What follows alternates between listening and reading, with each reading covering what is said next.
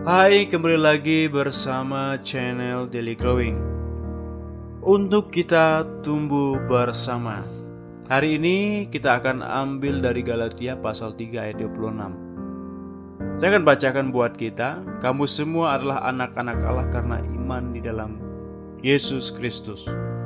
Sebagai pengantar, kita semua orang yang percaya kepada Yesus Kristus diberi hak kuasa untuk menjadi anak-anak Allah. Nah, fokus kita hari ini akan membahas yang pertama, bagaimana caranya kita bisa menjadi anak-anak Allah. Yang kedua, kenapa Alkitab menyebut kita anak Allah.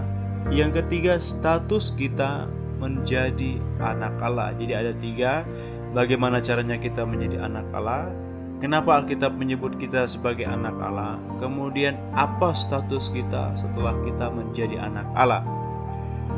Pembahasan yang pertama, bagaimana caranya kita bisa menjadi anak-anak Allah. Kita semua bisa menjadi anak-anak Allah bila pertama, kita percaya bahwa Yesus Kristus adalah Tuhan dan Juru Selamat. Dalam Yohanes pasal 1 ayat 12, Yohanes pasal 3 ayat yang ke-16. Jadi kita harus percaya, mengakui, beriman kepada Yesus Kristus. Kita dianggap atau kita adalah menjadi anak-anak Allah. Yang kedua, bila kita bertobat. Caranya adalah bila kita bertobat. Kisah Rasul 2 ayat 38. Bertobat tujuannya untuk pengampunan dosa kita. Jadi semua orang bila ia percaya, bertobat, diberi hak dan kuasa untuk menjadi anak-anak Allah. Menarik bukan? Kita sekarang menjadi anak-anak Allah, bukan lagi anak-anak setan. Kemudian yang kedua, pembahasannya adalah mengapa kita menyebut kita sebagai anak-anak Allah. Nah, menurut firman Tuhan, nubuatan dalam Nabi Yeremia pasal 31 ayat 33 sampai 34 dan Yehezkiel pasal 36 ayat 25 menyatakan bahwa semua orang percaya yang bertobat dari segala suku bangsa akan disebut anak-anak Allah yang hidup karena Allah mengaruniakan kepada mereka. Nah, mengapa Alkitab menyebut kita sebagai anak-anak Allah? Karena Allah memberi sesuatu kepada kita. Apa yang Dia berikan? Yaitu Allah memberikan pengudusan kepada kita. Dalam Yehezkiel pasal 36 ayat 25. Kemudian Allah memberi hati yang baru. Hati yang baru, hati yang lama itulah hati yang keras. Kita bisa lihat dalam Markus pasal 7 ayat 20 sampai yang ke-23. Itulah hati yang lama, tapi hati itu dibuang setelah kita percaya kepada Yesus. Kita diberikan hati yang baru, hati yang suci, hati yang kudus, hati yang penuh dengan karakter Roh Kudus. Kemudian yang ketiga, kita diberikan roh baru, yaitu kita diberikan Roh Kudus tinggal dalam diri kita. Jadi sumber dari segala sesuatu sudah diberikan kepada kita karena kita ini anak.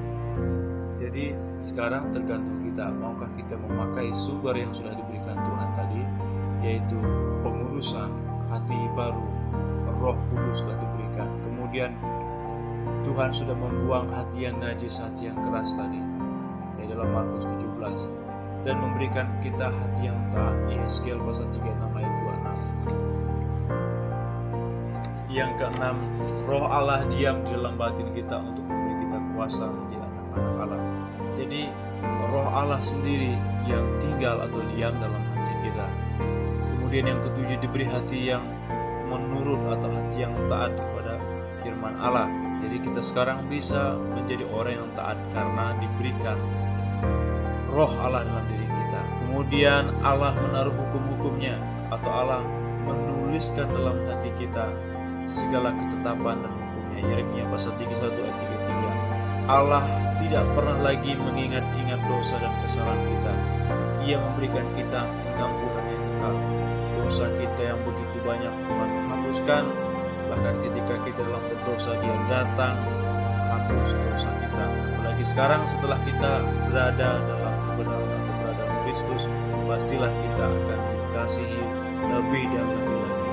Yang ke-10, Allah memberi pengakuan bahwa mereka atau kita adalah anak-anak Allah. Roma 8, 15, 16, Lukas 20 ayat 36, Matius 5 ayat 9. Berdasarkan ke-10 alasan ini tadi, kita disebut anak-anak Allah yang hidup.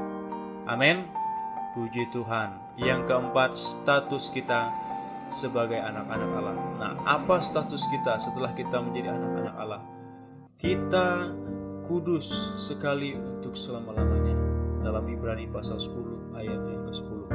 Jadi kita tidak perlu lagi mengorbankan korban seperti dalam perjanjian lama, karena Kristus telah menjadi korban sekali untuk selama-lamanya. Kita kudus untuk selama-lamanya. Dalam Ibrani 10 ayat 10.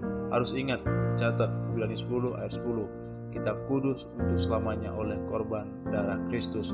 Yang kedua, status kita sebagai anak Allah, kita menjadi ahli waris dalam kerajaan surga.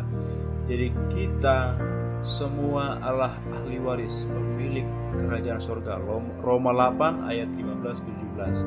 Sebagai aplikasi. Nah, karena itu teman-teman, adik-adik, saudaraku semuanya, Bapak Ibu, mari kita berdiri teguh, jangan kita goyah, kita giat selalu dalam pekerjaan Tuhan, sebab jerih payah Bapak Ibu, saudara-saudari, teman-teman tidak akan pernah sia-sia. Dalam 1 Korintus 15 ayat yang ke-4. Sekian pembahasan kita hari ini. Pegang teguh prinsip bahwa kita yang telah percaya kepada Yesus, yang telah bertobat kepada Yesus, yang telah bertobat, kita adalah anak-anak Allah. Dan kita punya hak, kita punya kuasa. Yang menjadi pertanyaan atau tantangan buat kita, maukah kita menggunakan kuasa itu, hak itu, untuk kita memberitakan Injil atau membagikan kasih yang sudah Tuhan berikan pada kita berikan bagi orang lain. Shalom, Tuhan memberkati. Be blessed to blessing. Amen.